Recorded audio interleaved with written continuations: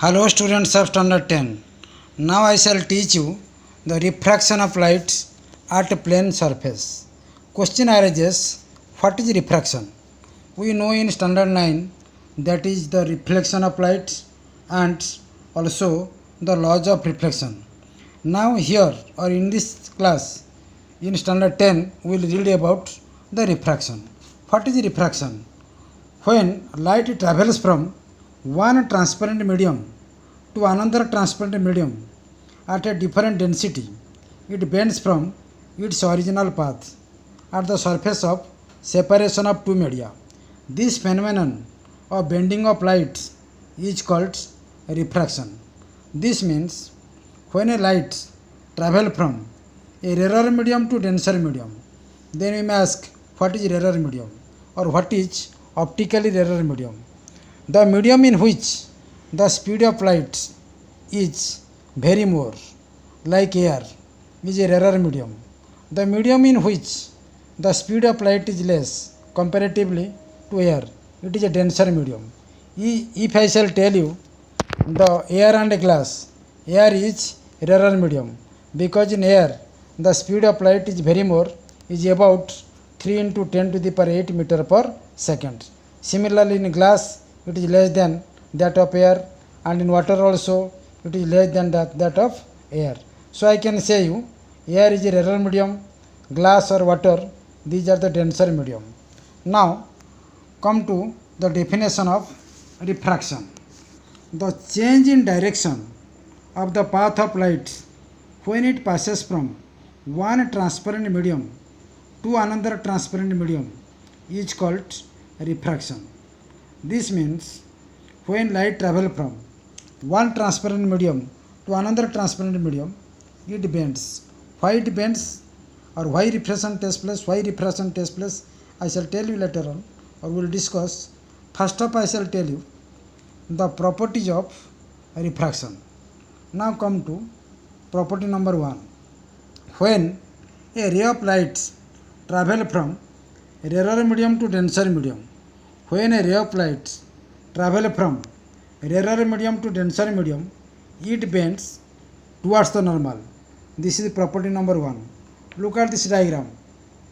You can say the light travels from rarer medium to denser medium. Here AO is the incident ray and OB is the refracted ray. We can say what is OC. Some part of the light is also reflected. Remember, as we know that when a light falls on a surface, some part of light is reflected, some part of light is refracted, and some part of light also observed. But here or in this case, absorption is neglected. So I can say you some part of light is reflected and some part of light is refracted. I mean some part of light is refracted. So here AO is incident ray and OB is refracted ray. AON, look at in this figure, look at on the screen. AON is angle of incidence. AON is angle of incidence and BOM is angle of refraction. So here light travel from rarer medium to denser medium, that is air to glass. When light travel from air to glass, we will see now it bends towards the normal. Here Mn is the normal, so light travels towards the normal. I mean, how you come to say light travels towards the normal? You see angle R is less than angle I. Angle R is less than angle I because it towards the normal. Now come to second property of refraction. Property number 2. Just opposite. When a ray of light travels from denser medium to a rarer medium, it bends away from the normal. This means AO is the incident ray and OB is also refracted ray. It bends away from the normal. I shall tell you the delta sign. You can see I shall tell you regarding the what is deviation later on. But remember, if you can ask me now, angle AON is equal to angle MO, name is not mentioned here, that is full angle, that is vertical opposite angle. But angle R is less than I. angle r is less than I. So delta equal to r minus I. Delta equal to r minus I. Remember, delta equal to r minus I here. And in first case, I mean when the rarer medium to denser medium, the delta equal to I minus r. Here delta equal to I minus r. In first case, rarer medium to denser medium, delta equal to I minus r. In second case, delta equal to r minus I. Now come to the third property.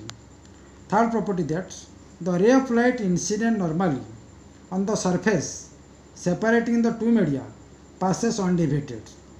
Or shortly you can say, if a ray of light is coincide with normal, if a ray of light is coincide with normal, then it passes undeviated. I mean, angle I equal to 0 degree and angle R is equal to 0 degree. Deviation, I mean delta is the angle of deviation. Delta is the angle of deviation. In first case, that is I minus R. In second case, it is R minus I.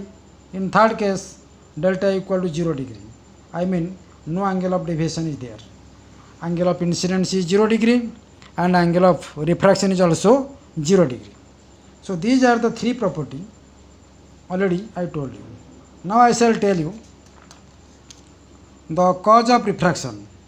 What is the cause of refraction? Remember, it is a very easy question, usually comes. So what is the cause of refraction?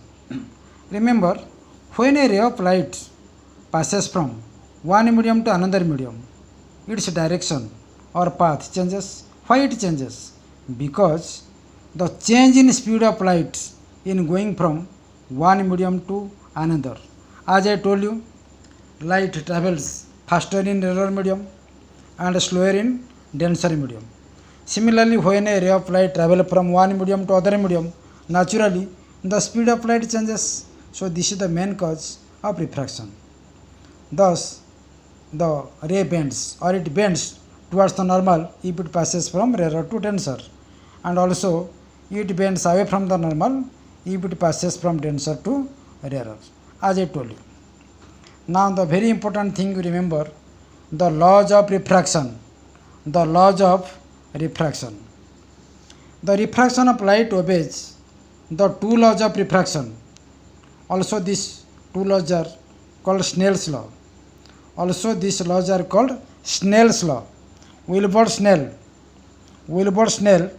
enunciated these laws. Dutch scientist Wilbur Snell enunciated these laws.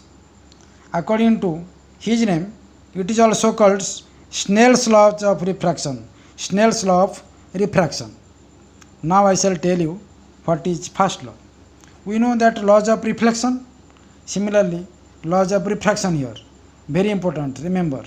Or you can say Snell's law. First law, the incident ray. Look at the diagram. Look at the diagram here. Look at the diagram. Previous diagram you can say. The incident ray, the refracted ray and the normal all lie on the same plane. All lie on the same plane. Or you can say the incident ray, the refracted ray and the normal on the point of incidence all lie in the same plane. This is the first law.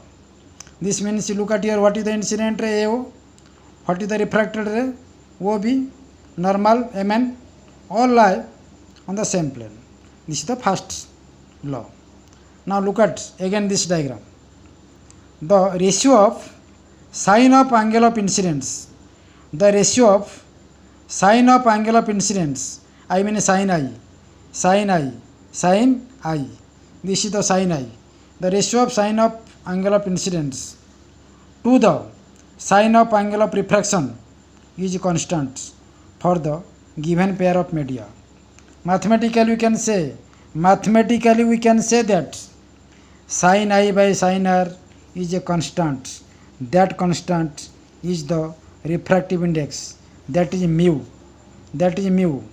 So you see now the second law of refraction, sin I by sin R equal to mu. Sin I by sin R equal to mu. that is the constant. Sin I by sin r is equal to mu. That is constant. This constant is nothing else. That is the refractive index. This is the refractive index. Now look at here. The constant mu is called what? Refractive index. Now this refractive index, or what is the refractive index? What is refractive index? Now refractive index of the second medium with respect to the first medium is defined as the ratio of sine of angle of incidence to the sine of angle of refraction. The sine of angle of refraction. This is the refractive index. Once again I am saying you, the refractive index of a second medium with respect to the first medium is defined as the ratio of the sine of angle of incidence in the first medium to the sine of angle of refraction in the second medium. Nothing else, that is the second law. So this is the refractive index. You remember, the refractive index has no unit because it is the ratio of two similar quantity. Once again I am saying you, refractive index has no unit because it is a ratio of similar quantities. Okay, thank you.